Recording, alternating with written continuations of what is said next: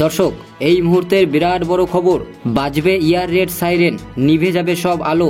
7 তারিখে কি হবে দেশ জুড়ে, সবকিছু বিস্তারিত জানতে ভিডিওটিতে একটি লাইক দিয়ে চ্যানেলটিকে সাবস্ক্রাইব করুন, যাতে পরবর্তী গুরুত্বপূর্ণ খবর পোস্ট করার সাথে সাথেই আপনার কাছে পৌঁছে যায়। পাকিস্তানকে ভারত ঠিক কোন ভাষায় জবাব দেবে তা এখনও স্পষ্ট নয়, তবে নয়া দিল্লিতে দফায় দফায় বৈঠক চলছে, তা অত্যন্ত তাৎপর্যপূর্ণ বলেই মনে করা হচ্ছে। গত 11 দিন ধরে একটানা সীমান্তে গুলিবর্ষণ করে চলেছে পাকিস্তান।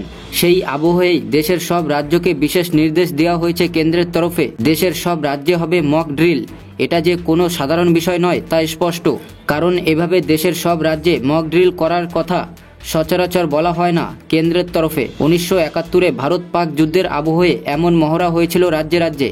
তারপর এই প্রথমবার এমন মহড়ার আয়োজন করা হচ্ছে।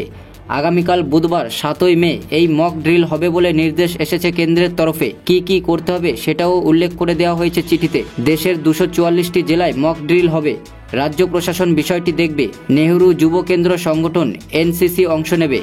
ইয়ার রেড সাইরেন বাজিয়ে পরীক্ষা করা হবে। সাধারণ মানুষকে সতর্ক করার জন্য বাজবে এই অ্যালার্ম। স্কুল, অফিস, কমিউনিটি সেন্টারে হবে ওয়ার্কশপ। হামলা হলে কাছাকাছি আশ্রয়স্থল কিভাবে খুঁজে বের করতে হবে তা শেখানো হবে। হামলার মুহূর্তে মাথা ঠান্ডা রেখে কাজ করা, প্রাথমিক চিকিৎসা করাও শেখানো হবে। হঠাৎ ব্ল্যাকআউট বা অন্ধকার হয়ে যাবে শহর, নিভে যাবে সব আলো। রাতের অন্ধকারে কোনো এয়ার স্ট্রাইক হলে এই কৌশল নেওয়া হয়।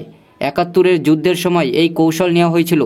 মিলিটারি বেস, পাওয়ার প্ল্যান্ট বা গুরুত্বপূর্ণ বিল্ডিংগুলি এমনভাবে ঢেকে দেওয়া হবে যাতে স্যাটেলাইটের ধরা না পড়ে। ঝুঁকিপূর্ণ এলাকায় শেখানো হবে কিভাবে দ্রুত উদ্ধার কাজ চালাতে হয়, কিভাবে সরিয়ে নিয়ে যেতে হয় সাধারণ মানুষকে। দর্শক, তুর্কি যুদ্ধজাহাজে পাকিস্তানের আস্থা।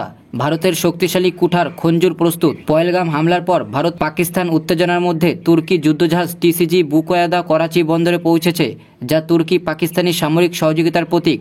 এডা শ্রেণীর এই অ্যান্টি সাবমেরিন করভেট 6480 কিলোমিটার পাল্লার 76 মিমি কামান, মিসাইল ও টর্পেডো সহ সজ্জিত। পাকিস্তানি গণমাধ্যম এটিকে শক্তির প্রতীক হিসেবে উপস্থাপন করলেও ভারতীয় নৌবাহিনীর আইএনএস কুঠার ও আইএনএস খঞ্জুর উভয়ই 7400 কিলোমিটার পাল্লার উন্নত অস্ত্র ও রাডারের সজ্জিত। নৌ বিশ্লেষক অজয় সিং বলেন, ভারতের করভেটগুলো বুকয়দার চেয়েও কৌশলগতভাবে শ্রেষ্ঠ। ভারতের নৌবাহিনী যুদ্ধের জন্য পূর্ণ প্রস্তুত। নিরাপত্তা বাহিনী সতর্ক। পাকিস্তান বিশ্ব শক্তির কাছে ভারতের আক্রমণাত্মক পদক্ষেপ রোধে আবেদন জানালেও বিশ্লেষকদের মতে তুর্কি জাহাজের উপস্থিতি কৌশলগত ভারসাম্যের খুব একটা প্রভাব ফেলবে না।